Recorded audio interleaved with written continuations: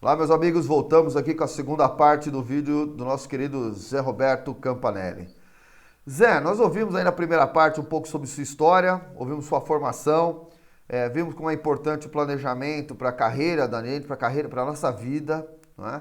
E esse aqui deve ser um primeiro vídeo, como nós conversamos fora do ar, né? Um primeiro Sim. vídeo sobre uma série com a questão financeira como tema, né?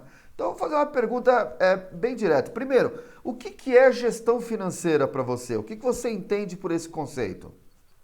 Vamos lá, Robson. Primeiro é importante a gente entender o que é a gestão de uma forma bem simples, prática e rápida. Gestão é o ato de gerir. Ô, professor, tá, mas o que é o gerir, né? Em outras palavras, pessoal, é fazer acontecer, tá? E para que a gente possa falar em gestão financeira, o que é a gestão financeira? Então, é gerir atividades financeiras, né? Em diversas áreas, pode ser área de custos, pode ser área de aplicações, investimentos, enfim, tem várias áreas para se trabalhar quando a gente fala em gestão financeira, né? Então, é gerir atividades financeiras. É isso, né? E isso vale para empresas. Claro que a gente sempre fala de gestão financeira, a gente pensa em ativos empresariais, fluxo de caixa. Como é que isso é importante para a vida das pessoas, é? Hum. Ai, ai. Mais uma historinha, Robson. Opa, vamos Uh, lá. Eu eu, eu sou um bom ouvinte de história, viu, Zé? eu vou te falar um negócio. Eu acho que a melhor escola é a vida, né? O melhor que a gente pode passar para os nossos alunos são as nossas histórias que a gente aprendeu e que de repente pode ensiná-los alguma coisa também, né? Quando eu comecei a trabalhar nessa primeira empresa de office boy, eu tinha um colega que era office boy junto comigo. E o pai dele era muito rigoroso com relação aos recebimentos dele, né? Ele pegava o dinheirinho dele e dava todo na mão do pai dele, né? E aí eu falei, nossa, mas Júnior, era Júnior o nome dele, né? Júnior, como é que você faz, né? Meu pai me dá 30% do que eu recebo para mim gastar comigo. Os outros 60, aliás, 30 não, 33%, né? Ele divide em três partes. Os outros 33% ele está fazendo um fundo de caixa, né? Para minha formação, e os outros 33% está indo para uma aplicação para o meu futuro. Muito bem. Eu encontrei esse colega depois de vários anos e ele numa situação financeira muito legal. O que o pai dele fazia com essa aplicação, esses 33% do que ele recebia, que era um dinheiro de hoje de office boy, vai, um salário mínimo, um pouquinho mais um salário mínimo. Estamos falando de alguma coisa de R$ 400 por mês, vai, na melhor das Na hipóteses. melhor das hipóteses. É, e ele era do mercado financeiro. Ele trabalhava no Banco do Brasil e trabalhava na área de investimentos do Banco do Brasil. Ele comprava ações de empresas que distribuíam bons dividendos, né? E eu encontrei esse colega e ele estava assim muito feliz na situação financeira dele, claro, trabalhando, etc. Também foi para a área financeira, que meu pai seguiu o meu pai, mas tranquilamente falando em termos financeiros, né? Então, assim, se você começar bem cedo, a gestão financeira é tudo. Eu diria que é, é tão importante quanto o gerir a empresa como um todo. Mas o coração, como a gente costuma dizer, né? A empresa tem alguns órgãos vitais.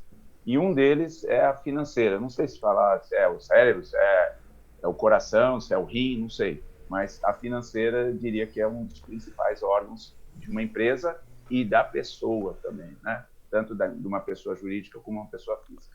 Então você diria que gestão financeira não é só para quem tem grandes volumes de dinheiro, as pessoas Não, menos abastadas também devem fazer gestão financeira, não? Robson, eu diria que as pessoas com menos condição têm que ter mais disciplina, têm que gerir melhor a questão financeira.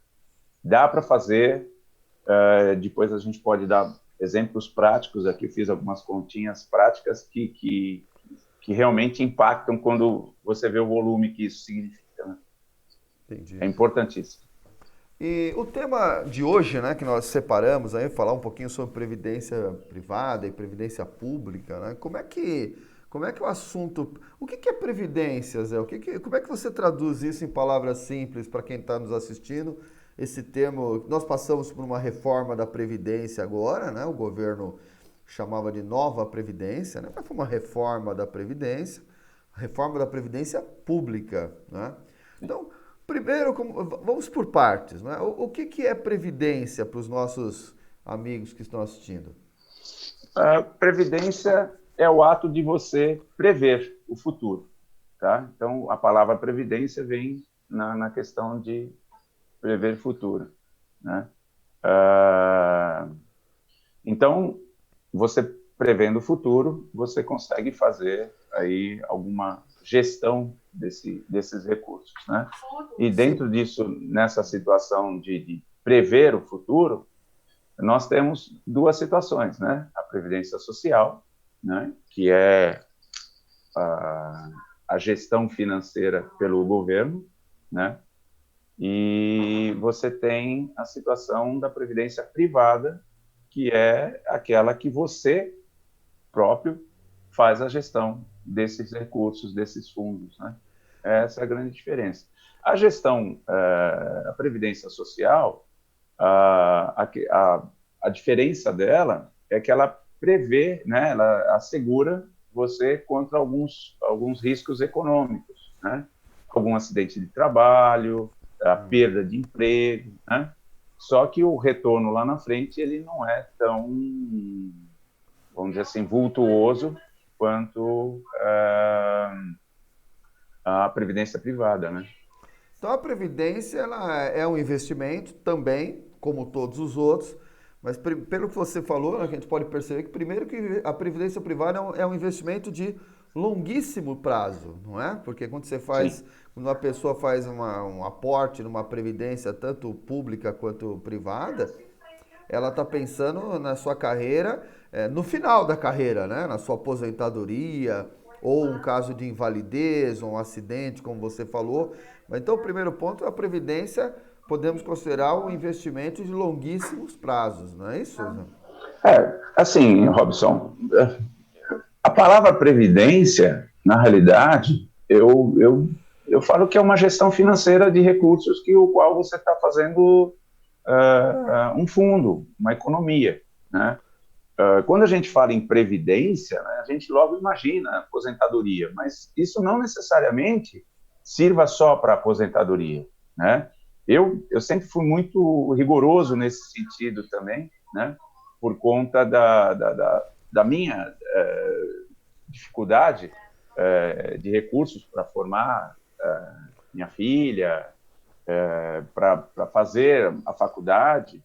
Para iniciar minha faculdade, eu fiz um fundo de 3 anos, para mim poder chegar até o final da faculdade sem precisar interromper, né? A faculdade da minha filha, quando ela nasceu, eu comecei a depositar um dinheirinho para ela na poupança, né? No meu nome, é óbvio, não precisava ser no nome dela, no meu nome. Quando ela começou a faculdade, eu já tinha lá um recurso suficiente para iniciar a faculdade. Então, assim... Mas isso não é previdência, né, Zé? Não. Isso Isso não é previdência. Por isso que eu disse que a previdência sempre se pensa em longuíssimo prazo e sim, após a sim. sua carreira, né? Esse é o foco principal. Claro, pode Quando a acontecer. gente fala previdência associando à aposentadoria, sim. Pode acontecer eventualidades de você sofrer um acidente, ficar inválido Sim, ou vir a sim, óbito, né? Deus o livre. Mas essa não é o foco do investimento, né? Diferente de sim, um sim, fundo para estudo ou fazer uma poupança para comprar um carro, por exemplo, sim. né? A Então, previdência assim, ela tem ó, um foco de se precaver, como você bem colocou, para sim. ao final da carreira, né? Assim, voltando ao conceito, Robson, a previdência é o ato de prever, né? Quando você prever algo, por exemplo, você imagina, eu quero dar um estudo para minha filha. Você fala em 20 anos. A minha filha nasceu, ela entrou na faculdade com 17, com 18 anos. Então, nós estamos falando de 18 anos. Hoje, eu falo para a garotada, pessoal, pensem não só na sua aposentadoria, mas na sua faculdade também, para você comprar um imóvel, enfim, tudo isso é uma previdência, né? Porque é o ato de prever. Quando a gente fala o ato de prever, a gente está falando, sim, em previdência. Só que, assim, o conceito previdência no Brasil está muito enraizado com a aposentadoria, tá? Então, assim, eu acho que isso é um pouquinho de mito, né? Eu acho que você pode, sim, fazer previdências. Então, você pode fazer a sua previdência para comprar seu imóvel, você pode fazer a sua previdência para comprar o estudo para os seus filhos, você pode, sim, fazer a previdência lá para a sua aposentadoria desde o início da sua carreira. E que isso eu aconselho. Esse é um conselho que eu dou aos meus alunos. Façam isso, por menor que seja, né? Então, um aluno hoje ganha, sei lá, R$1.500, R$2.000. Eu ganho um pouquinho. Pega lá R$500, seriam melhores horizontes, 30% do seu investimento, do seu salário, e bota isso para previdências, seja lá qual for, para comprar um imóvel, para aposentadoria, etc, etc. Né? Se vocês fizerem isso, nossa, vai ser um sucesso absoluto, Robson. É absoluto. Eu garanto para vocês que vocês vão chegar na terceira idade muito tranquilos. Né? Nem sempre isso é possível. As pessoas têm orçamentos apertados, né, Zé? Você guardar 1/3 do salário para a Previdência. Não, isso é o melhor dos horizontes. Né? É um luxo que poucas pessoas na nossa sociedade conseguem, né? Um número 1/3 é um montante muito alto mesmo, né? Como é que a pessoa pode enxergar isso, Zé? A questão da previdência, né? O se prever, como para usar o termo que você mesmo usou aí. Como é que ela pode encaixar isso na sua gestão financeira do dia a dia? Não é? Porque você vai estar retirando, ok, que não seja 1/3, vamos dizer 20%, 1/5 para a previdência, não é? Como é que isso vai se encaixar na gestão financeira da pessoa, no seu planejamento de vida? Robson, como eu falei, eu sou um pouco criterioso, né, nessa questão de recursos, né? Eu aqui em casa, recentemente, estava fazendo uma análise com a minha esposa. Vira e mexe a gente faz essa questão do controle, né, que é o quarto pilar lá da gestão, e eu estava vendo uma série de coisas que nós estávamos pagando excessivamente, né? Telefone celular, a gente pagava uma conta de R$100 e poucos, eu consegui reduzir para R$30 e poucos. Isso foi R$70 a mais lá na reserva. A conta aqui da televisão, a gente estava pagando R$200 e poucos, reduzimos para R$100 e poucos. Foi mais R$100 lá para... Então, o dia a dia, a conta de água, nós começamos a utilizar a água, aqui é aquecimento a gás, né? Então, demora, às vezes, a água para esquentar no chuveiro. Então, aquela água que caía no chuveiro, antes a gente não fazia nada com ela. Pô, mas será que a gente não consegue fazer alguma coisa com ela? Então, naquela época da crise da água e tal, aproveitamos aquela situação e estamos fazendo até hoje. Essa brincadeira, eu gastava tipo 13, 14 metros cúbicos de água por mês. Isso impactava alguma coisa de R$100 e poucos na minha conta no condomínio. Hoje, eu estou gastando 8, 9 metros cúbicos. Isso reduziu R$40 a minha conta. É mais R$40 que está indo lá para esse fundo, né? Então, quer dizer, tudo que você possa economizar no seu dia a dia, e existe maneira de você fazer isso, né?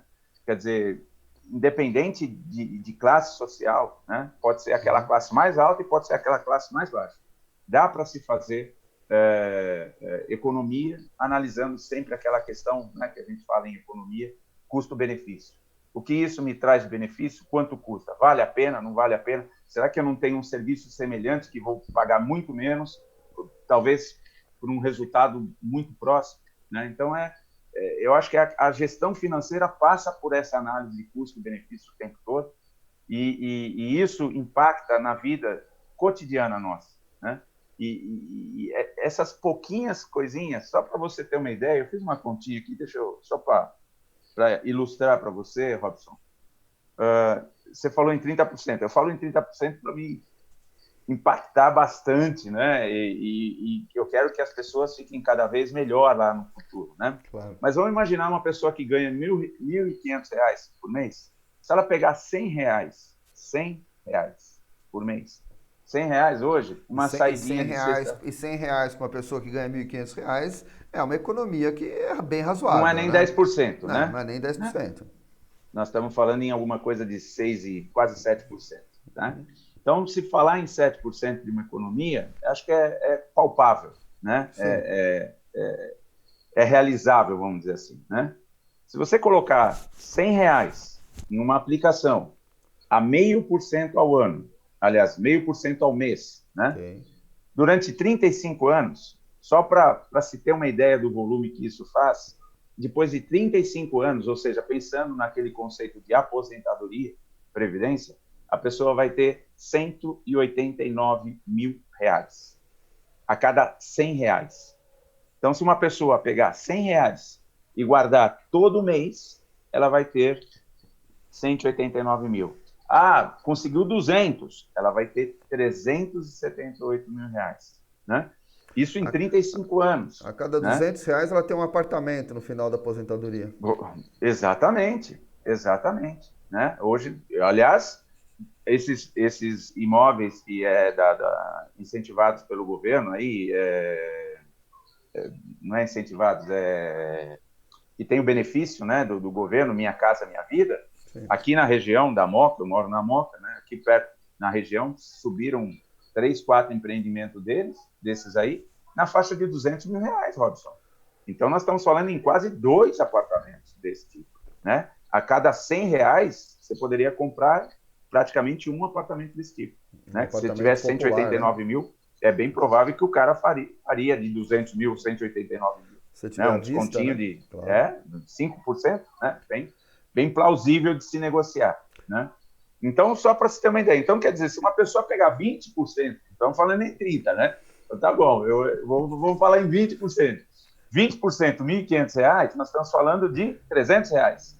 Então, R$ 300, nós estamos falando quase meio milhão. 567 mil, Robson. Meio milhão. Olha como a coisa é bonita de falar, né? Mas o grande problema, né, Robson? A disciplina com o dinheiro. A pessoa vê crescendo. Quando chega lá 100 mil, nossa, estou com 100 mil, vou comprar um carro, aquele carrão. Vou comprar um carro, O sonho do brasileiro, vou comprar aquela Mercedes, aquele Audi, aquela BMW que eu sempre sonhei. Bobagem, pessoal, bobagem. A BMW vai te levar a mesma coisa que leva o Kwid da vida, que leva o Palio da vida, que leva o Sandero da vida. Outro dia um aluno me questionou, falou assim, professor, você não acha que isso é muito grande para sua moto, né? Eu tenho uma NMAX, né? Uma NMAX 160. Você não acha que isso é muito grande essa moto? Para quem está nos assistindo e não conhece, o Zé Roberto é um cara muito alto. Tem quanto, Zé? Acima de 1,90? Quase 1,90. 1,88. Então, assim, é uma moto. Mas, Robson, é uma moto. Eu vou fazer manutenção nela, eu gasto R$ 180. Troco o óleo, troco o fio, troco tudo, R$ 180. E a revisão dela é a cada 5 mil quilômetros. Normalmente, a cada 6 meses eu faço. Independente de atingir a quilometragem ou não, eu faço a troca de filtro, de óleo, etc. Gasto R$ 180, tá certo? Eu faço 40 quilômetros com 1 litro de gasolina. Não gasta nada, tá certo? Não gasta nada. Ou seja, se eu comprar uma moto grande, eu poderia comprar. Graças a Deus, eu tenho uma condição financeira que me permite comprar uma moto maior. Só que aí eu vou pensar, vamos pensar numa moto média, uma CB500 aí que nós temos no mercado. Uma VMAX. Ela custa em volta, ela custa em média aí quase R$ 30 mil. Então, eu saio de uma moto que custa na média de 10 mil para uma moto de 30 mil. Quer dizer, aí qual é a finalidade da moto? Para mim, eu não quero, né, que eu acho que é o grande problema do conceito americano, a ostentação. Eu não quero mostrar para ninguém, eu quero ir trabalhar, eu quero me movimentar com a moto. Eu não quero nada, eu só espero que a moto me leve e me traga. Então, eu tenho que ver custo-benefício. Qual é o melhor custo-benefício? Ter uma moto de R$ 30 mil, que eu vou fazer uma revisão, eu gasto R$ 1.000, ou eu tenho uma moto de R$ 10 mil e eu gasto R$ 180 para fazer uma revisão. E vai me levar e trazer do mesmo jeito. Porque aqui em São Paulo, você vai andar que nem um 80 por hora, você não consegue. Você não consegue, o trânsito não te permite isso. Então, com a Animax, eu sou feliz da vida. Você colocou alguns pontos interessantes, né, que eu queria ressaltar. Sim, Primeiro, você sim, colocou a questão do prazo, né, que é os sim, R$ 100 em 35 anos. Então, para quem está nos assistindo, previdência é longo prazo, como nós já falamos. Ou sim, seja, quanto antes começar, melhor. melhor. Você que está é jovem, os nossos alunos que são jovens, às vezes vão entrar no primeiro emprego, né? Então não tem R$ 100, guarde 50. Abra uma poupança que você vai chamar. Essa é a poupança da Previdência. Essa esquece. Ninguém É o mexe. seu colchão, né? Hoje em dia eu falo de poupança, mas é no sentido de poupar e guardar o dinheiro. Hoje você tem investimentos em títulos, investimentos de fundos imobiliários que você pode começar com valores muito baixos, acima de 100, R$ 200, você já consegue comprar cotas desses fundos, né? Então, normalmente a poupança é um investimento que paga pouco, né? Sim, Mas então você tem opções de investimento para fazer a sua poupança, né? Guardar não na poupança bancária, mas poupar no sentido de guardar dinheiro. Então, o primeiro ponto que você ressaltou muito legal, a questão de prazo. Então, quanto começa, melhor, né? Quanto mais para frente você deixa, esses números vão diminuindo e muito. Outro ponto que você ressaltou bem, Zé, que me chamou bem a atenção, é que normalmente as pessoas prestam atenção, prestamos, eu vou me incluir nesse pacote aí, né? Nos grandes valores, não é? Você fala, poxa, estou pagando muito de determinado custo, estou pagando muito.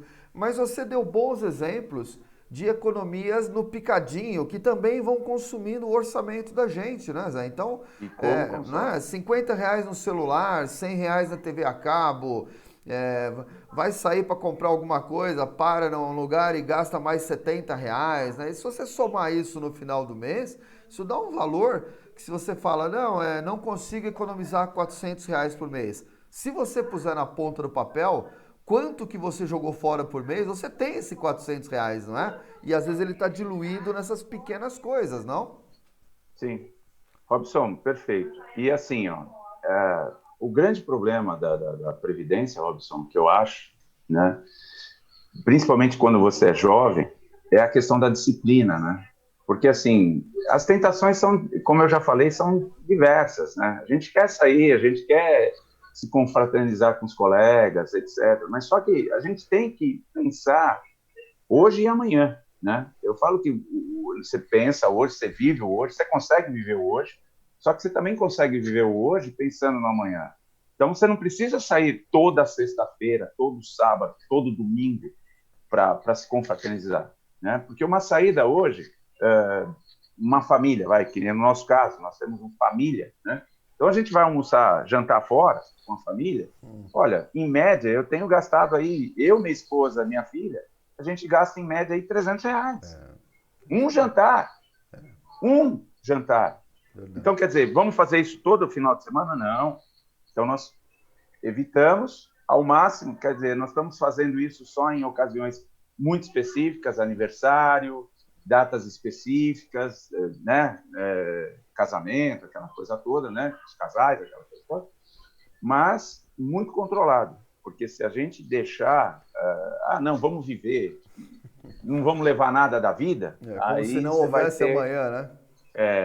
nós vamos ter problemas. Mas Com certeza os jovens vão ter problemas. Então, assim, se você, por isso que eu falo, eu acho importante o pilar da gestão, né?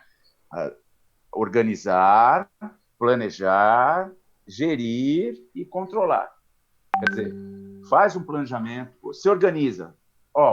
Assisti esse vídeo, eu vou começar a partir de amanhã. Então, o que eu posso fazer? Quais são as economias? Quanto eu vou poupar? Porque, assim, quando a gente está no início de carreira também, Robson, isso é uma verdade, né? A gente ganha menos. Com o passar do tempo, esses 200 podem virar 400. Esses 400 vão recuperar aquele 200 que você depositou lá atrás, aquele 100, aquele 50 que você citou, que você começou com 50. Então, você consegue recuperar ele. Não muito distante, claro. Quanto mais tempo você conseguir poupar, como você disse, melhor é. E outra, nós estamos falando, uma pessoa com 20 anos hoje já está entrando no mercado de trabalho. claro. Então, com 20 anos, se você poupar 35 anos, você se aposenta com 55. coisa que nós não vamos conseguir. Não, Mas com certeza. por quê? Né?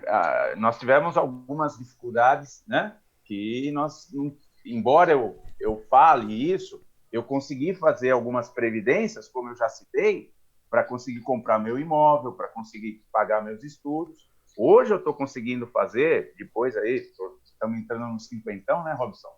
Com cinquentão nós estamos fazendo, agora nós estamos se preocupando com a previdência de aposentadoria, né? Mas Zé, Pode falar. vamos dar uma paradinha aqui, nessa segunda parte do nosso bate-papo, e vamos voltar para a terceira parte, falando especificamente sobre previdência pública e previdência privada, tá bom? Então você que está nos assistindo, continue ligado e assista a terceira parte desse nosso bate-papo aqui. Tá feito, Robson.